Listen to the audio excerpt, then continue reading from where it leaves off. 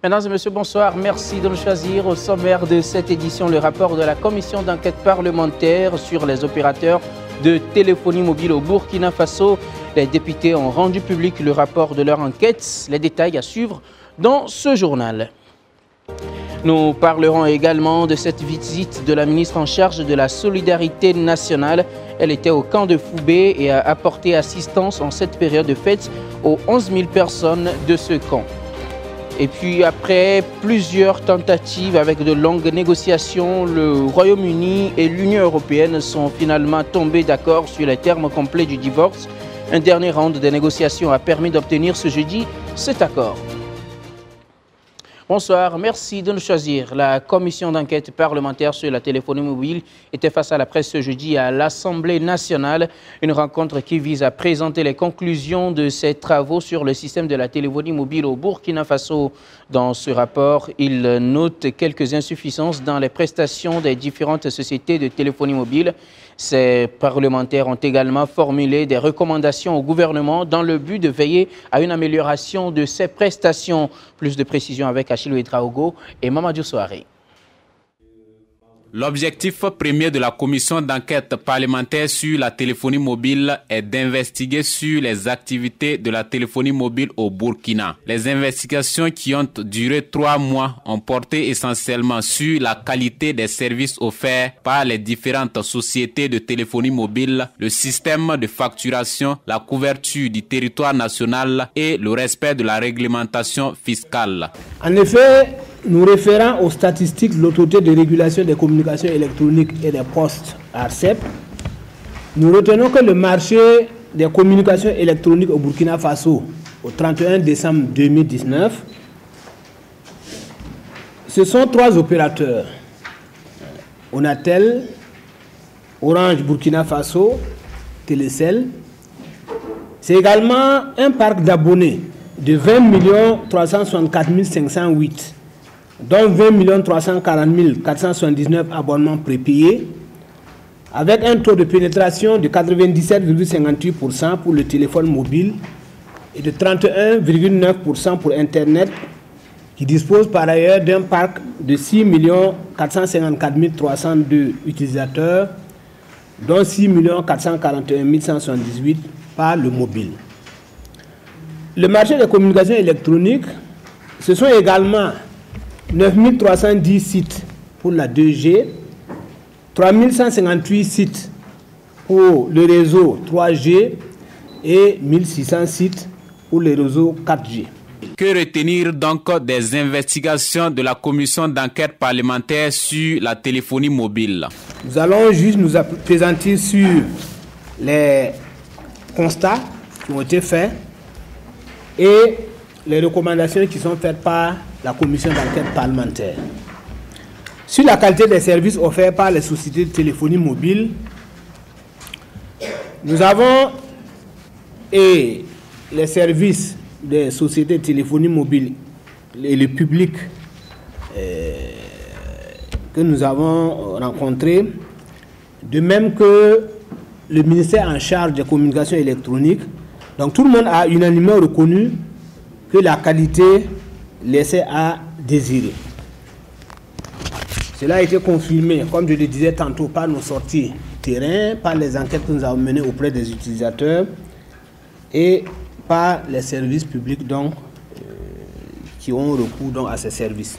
Au regard de ce constat, la commission d'enquête parlementaire a du reste fait des recommandations au gouvernement afin d'améliorer les prestations des différentes sociétés de téléphonie mobile. La commission a recommandé au gouvernement d'orienter prioritairement les interventions du Fonds pour l'accès et le service universel de communication électronique vers la réalisation des objectifs de desserte du territoire national en tenant compte de la nécessité de compenser les insuffisances émanant donc de l'offre des acteurs du secteur de la téléphonie mobile. Il s'agit pour ce fonds-là, parce que les sociétés de téléphonie mobile, une fois qu'elles ont respecté les cahiers des charges en matière d'implantation des pylônes, ne sont pas obligées d'intervenir dans certaines zones. Il s'agit principalement des axes routiers, des frontières et surtout des localités où ne trouve pas d'intérêt en termes commerciaux à implanter. C'est le fonds pour le service et pour l'accès et le service universel qui devrait donc se substituer à ces sociétés-là pour pouvoir implanter donc les pylônes. Et naturellement, permettre aux sociétés de venir se connecter, de venir placer les équipements nécessaires à la couverture donc, de ces zones, dites zones blanches. De mettre en place un système opérationnel de sécurisation des sites radioélectriques. Donc, dans les zones où l'accès est rendu difficile du fait de l'insécurité, c'est donc de renforcer le système de sécurisation de ces sites-là. Pour s'assurer que ces différentes recommandations ne dorment dans les tiroirs, il est prévu au niveau de l'Assemblée nationale la création d'une commission permanente de suivi de ces recommandations. Le bureau burkinabé du droit d'auteur BBDA a organisé ce mercredi un déjeuner de presse. Il s'est agi pour les organisateurs de faire le bilan des activités menées dans le cadre du plan stratégique de développement 2016-2020 et aussi de statuer sur les défis majeurs qui restent à relever par la structure. Mais pour l'heure, les premiers responsables se disent satisfaits des résultats obtenus. Les détails avec Colette Ilboudo, Stéphanie Ouattara et Linda Sarah Kabouré. L'heure est au bilan au bureau burkinabé des droits d'auteur. Bilan satisfaisant selon le premier responsable. Le renforcement du dispositif juridique du BBDA avec l'adoption de la nouvelle loi sur le droit d'auteur a permis d'avoir des avancées en matière de protection des œuvres littéraires et artistiques.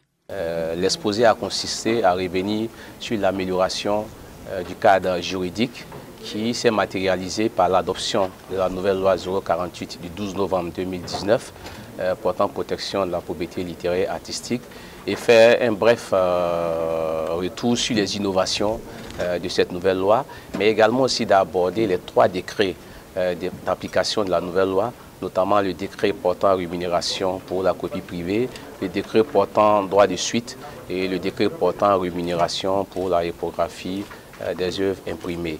Ensuite, nous sommes revenus sur l'amélioration de la gouvernance qui a consisté à la mise en place d'outils modernes de gestion, entendez par là les commissions techniques d'identification des œuvres littéraires et artistiques. D'autres activités qui concourent à la visibilité du BBDA et du renforcement de capacités de ses membres ont été évoquées au cours de ce devoir de redevabilité.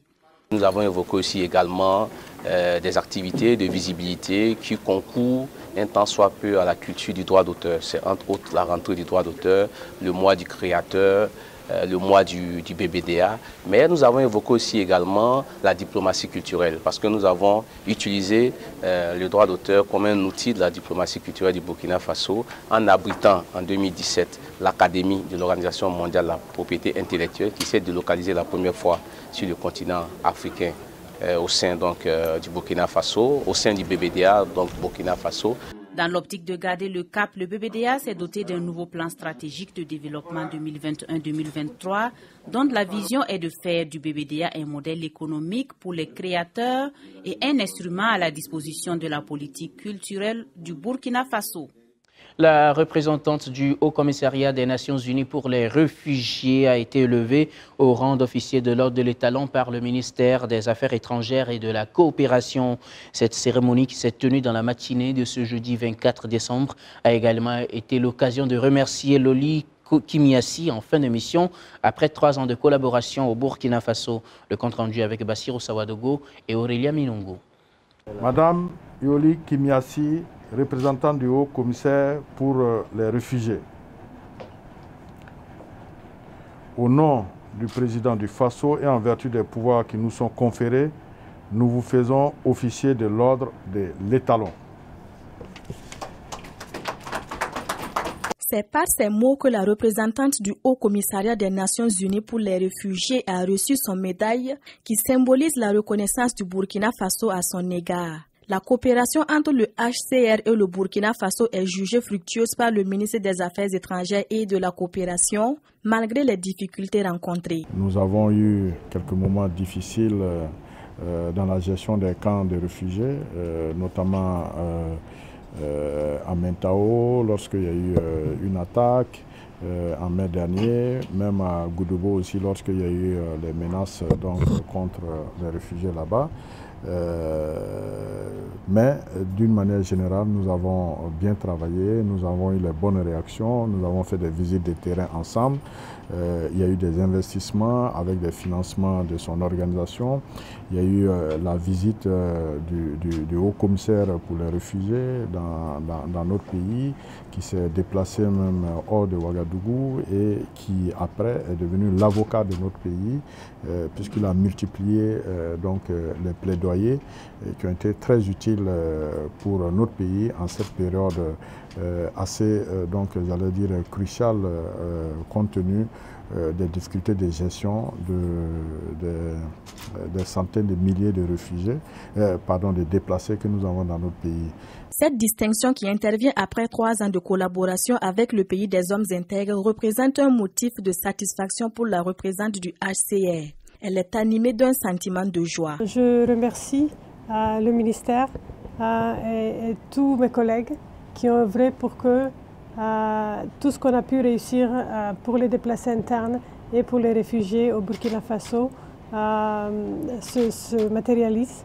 Donc aujourd'hui, je pars avec le corps lourd pour une autre mission, mais je souhaite tout le bon pour le Burkina Faso, que la paix revienne au plus vite.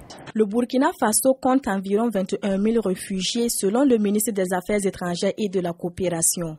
Le camp des réfugiés de Mentao a été supprimé et celui de Goudoubo qui a subi des attaques terroristes est désormais beaucoup plus sécurisé et abrite environ 3 000 réfugiés, indique Alpha Bari. Ce mercredi 23 décembre, la ministre en charge de la solidarité nationale était au camp de Foubé. C'était avec les mains chargées de vivres pour les ménages et les friandises pour les enfants qu'elle a effectué le déplacement de ce camp qui abrite plus de 11 000 personnes déplacées à cause de la situation sécuritaire dans le pays. Laurence Marchal est allée traduire sa compassion à ces déplacés. Achille Ouedraogo et Linda Sarakaboré pour les détails. Nous sommes à Foubé, commune de Bassalgo, dans la région du Nord. Dans ce camp qui abrite plus de 11 000 déplacés internes, Laurent Silboudo est arrivé les mains chargées de vivres à l'intention des ménages, mais aussi des friandises pour les enfants. Des enfants loin de chez eux du fait du terrorisme. Et pour faire renaître l'espoir ici, l'émissaire du gouvernement annonce plus de soutien pour permettre à cette population meurtrie de surmonter un besoin primordial, celui de la nutrition. Aujourd'hui, nous sommes dans le volet urgence. Donc l'urgence voudrait que les enfants mangent, qu'on améliore la nutrition des enfants et les femmes allaitantes et puis après les autres. Donc c'est dans ce sens que nous travaillons. Aujourd'hui, vous avez vu, le niveau sanitaire est bon.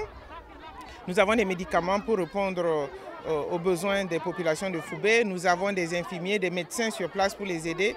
Donc le plus urgent, c'est la nourriture et l'eau. L'eau, nous pensons que ça va un peu, mais nous allons continuer à faire d'autres forages à grand débit et des châteaux d'eau. Et l'urgence actuellement, c'est la nourriture et l'amélioration de l'alimentation des enfants. C'est la promesse d'un nouvel espoir. La population se réjouit de l'arrivée du ministre en charge de la solidarité nationale. Elle espère d'ici la fin de l'année relever le défi des urgences et entamer celui de la scolarisation des enfants vivant dans le camp. Et nous allons travailler avec les sectoriels en charge de l'éducation pour que l'école reprenne ici et que, pour que les femmes et les jeunes aient des activités génératrices de revenus pour les permettre d'avancer. Donc c'est ce que nous allons faire, mais nous sommes satisfaits déjà de ce qui est fait par rapport aux populations. Vous avez vu, vous avez eu le temps de regarder que la population est résiliente et les populations ne demandent qu'un petit accompagnement. Parce que l'espoir fait vivre, il faut qu'on fasse renaître cet espoir et qu'on fasse reconnaître à tout le monde que nous avons besoin d'aller ensemble, cette solidarité forte et agissante. Ce n'est pas cette solidarité derrière les claviers à commenter, c'est cette solidarité sur le terrain, cette solidarité d'action pour que les plus démunis sachent que les plus nantis pensent à eux pour la paix et la cohésion au Burkina Faso. Déjà, de bonnes perspectives s'annoncent. Dans les jours à venir, les populations hautes et les populations déplacées internes des localités telles que Djibo, Seba ou encore celles de la province du Yaga vont recevoir les ravitaillements essentiels en vivres, foi de la ministre en charge de la solidarité nationale. Et nous prenons la direction de Djibo pour parler de cette caravane organisée par la coalition Jam pour la paix et la cohésion sociale le samedi 19 décembre passé. Une initiative qui a réuni plusieurs acteurs de la région du Sahel et qui trouve d'ailleurs un moyen pour amener la paix et la quiétude dans cette partie du Burkina Faso affectée par la crise sécuritaire depuis 2015. Amadou Diko nous en fournit plus de détails dans cet élément. Comment trouver des solutions durables contre la montée de l'insécurité et son corollaire d'effritement de la cohésion sociale au Burkina Faso? C'est à la recherche de réponses à cette question que la coalition Jam pour la paix et la cohésion sociale s'est déportée à Djibo pour le lancement officiel de ses activités. Et cela s'est passé par le biais d'un forum tenu sous le thème rôle et responsabilité des leaders d'opinion dans la quête de la paix et de la cohésion sociale. L'occasion de cette rencontre a été saisie par ces acteurs engagés pour le vivre ensemble pour approfondir les réflexions autour d'une telle problématique devenue si chère au Burkina Faso. Comme le disent certains en français facile, ce sont les Burkinabés qui endeuillent les Burkinabés. Dans une telle situation, nul besoin encore de chercher à savoir qui a raison ou qui a tort, mais d'aller urgemment au plus important, c'est-à-dire sauver l'intérêt général qui est la paix et la cohésion sociale.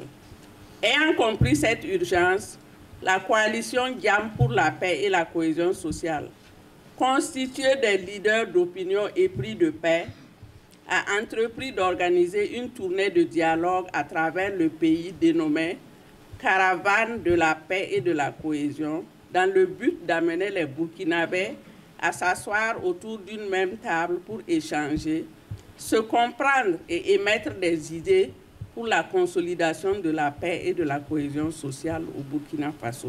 Les participants sont venus des 4 provinces de la région du Sahel. Ils se sont constitués en groupe de réflexion, ont tenté dans un premier temps d'identifier les germes de cette menace qui continue d'endeuiller les Burkinabés. Et dans le second temps, ils ont formulé des propositions afin d'apporter des solutions durables pour la consolidation de la paix au Burkina Faso. On a fait ces travaux qui ont suivi de l'exposé du docteur Lee et suivi d'un atelier. Et après, on vient de faire une restitution suite à laquelle on va faire une déclaration provinciale. Djibo n'est donc que le point de départ de la caravane qui sillonnera bien d'autres localités. Et le choix porté sur la ville chef-lieu de la province du Soum n'est pas fortuit. C'est par ici et ça a commencé. Voilà, quand nous avons constaté qu'il y avait le manque de vivre ensemble au niveau de la province du Soum.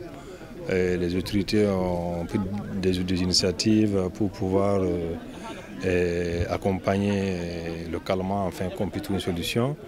Mais après, ça a pris de l'élan et ça s'est répandu dans d'autres régions, notamment à l'Est, après le Bougoulimoun et ainsi de suite, tout le Nord. Et voilà. Et aujourd'hui, quand on a lancé la première phase des 6 régions, et on a estimé que c'était nécessaire de commencer par le Sahel et précisément au Soum, à Djibo. À la fin des travaux, les participants ont énuméré un certain nombre de recommandations consignées dans une déclaration adressée au gouverneur de la région du Sahel. Le document remis entre les mains du haut-commissaire de la province du Soum insiste sur les actions fortes et urgentes qui doivent être entreprises dans le but d'apaiser et de raffermir le climat social dans la région. C'est un symbole fort. Du moment que ça a été lancé dans la province du Soum, à Djibo, où nous traversons en tout cas une période de turbulence, et les uns et les autres ont accepté de venir nous accompagner afin de nous permettre de trouver la paix. C'est vraiment un phénomène ou bien une action qu'il faut vraiment remercier, qu'il faut vraiment féliciter et apprécier à sa juste valeur. Après Djibo, pour le compte du Sahel, ce sera au tour des autres régions en proie à l'insécurité d'accueillir la caravane pour la paix et la cohésion. Et la région de l'Est sera la toute prochaine selon les organisateurs. Le mouvement pour la démocratie et le vivre ensemble, MDVE, a officiellement lancé ses activités. Le bureau exécutif du mouvement a tenu une rencontre de lancement ce mardi. Pour ce faire, face à la presse, les premiers responsables ont fait le point des différentes activités qui seront menées. Les détails avec Achille Ouedraogo, Feïsetou Sangaré et Assanatou Traoré. La création du mouvement pour la démocratie et le vivre ensemble répond à un objectif de promotion de la paix, de la réconciliation nationale, de la cohésion et du vivre ensemble. Le MDVE, reconnu officiellement en 2019, ambitionne de réconcilier le peuple burkinabé avec lui-même et d'instaurer une paix sociale durable au Burkina Faso. Cette cérémonie était sombre mais en riche. Nous avons voulu lancer ça après notre conférence de presse qui s'est passée il y a 2 semaines pour signaler aux gens que nous allons commencer à travailler. Il n'y a pas de repos dans le cadre de vivre ensemble, dans la paix et dans le retour des anciens chefs d'État. Nous nous engageons dès à présent à commencer les chantiers. Donc nous voulons lancer cette cérémonie avec nos différents délégués venus des 45 provinces. Le MDVE a par ailleurs institué un prix doté du trophée Minata Gelwari du nom de la cofondatrice du mouvement pour la démocratie et le vivre ensemble. Ce prix d'une valeur d'1 million de francs CFA sera décerné chaque 3 octobre pour rendre hommage à cette activiste décédée le 3 octobre 2020. Minata Gelwari, c'est le cofondatrice de l'association. Aujourd'hui, il n'est plus là. Donc nous avons jugé nos systèmes de lui rendre hommage. De lui rendre hommage pour son engagement à promouvoir la démocratie et le vivre en paix. C'est pour cela que le prix Minata Gelwari a 3 catégories. Il va d'abord décorer une jeune fille qui s'est engagée dans la démocratie, dans la paix, que ce soit la politique ou de la société civile. Nous allons encore donner une autre prix à une jeune journaliste féminin qui fait la promotion de la paix, de la démocratie et qui encourage les jeunes filles à s'engager dans ce domaine. Et nous allons encore prendre une femme dans le domaine de la société civile ou dans le domaine du politique pour encore les compenser. Ousseini Faisal Nanema et ses camarades ont aussi inscrit plusieurs activités au programme annuel de leur association. L'objectif étant le même, promouvoir la démocratie et la cohésion sociale. La suite de cette édition hors du Burkina Faso en Centrafrique, la coalition des partis pour le changement CPC qui rassemble 6 des principaux groupes en rébellion et qui mène depuis une semaine une offensive contre le gouvernement a décrété ce mercredi un cessez-le-feu unilatéral de 3 jours arrivant à échéance avant même les élections présidentielles et législatives de dimanche. Le dit cessez-le-feu entre en vigueur ce jeudi et prend fin samedi à la veille même des élections. Les signataires invitent le pouvoir à observer demain un cessez-le-feu sur la même période et appelle le chef de l'État Faustin Archange Touadéra, favori du scrutin, à suspendre les élections dont les conditions de bon déroulement n'ont jamais été réunies selon ce communiqué. Ce jeudi matin, des combats ont connu des accalmies dans plusieurs localités selon les responsables d'ONG et de l'ONU. Le gouvernement a accusé le 19 décembre dernier l'ex-président François Bozizé de tentative de coup d'État après l'alliance et l'offensive de cette coalition. Et hors du continent, après 10 mois de négociations tendues et laborieuses, l'Union européenne et le Royaume-Uni sont en fait parvenus à un accord source européenne sur leurs futures relations commerciales et évite donc in extremis un no deal à une semaine de la rupture définitive. Le 23 juin 2016, par référendum, les Britanniques disaient oui au Brexit à 51,9% des voix. Après plusieurs échecs dans les négociations et des relations post-Brexit et à la suite des premiers ministres David Cameron et Theresa May, c'est Boris Johnson qui réussira finalement à obtenir in extremis cet accord entre les deux parties après le départ du Royaume-Uni de l'Union européenne le 31 janvier. Les deux parties ont intensifié les rencontres et à cette veille de Noël, à l'issue d'une ultime nuit de pourparlers, les deux dirigeants s'entretiennent par visioconférence et arrachent un compromis. Le règlement britannique a finalement ouvert la voie à cet accord. Et voilà qui met fin à cette édition. Nous disons merci à toutes les équipes techniques et rédactionnelles qui nous ont accompagnés à préparer et à présenter cette édition. Merci à vous également de l'avoir suivi. Très bonne suite de programme sur LCA.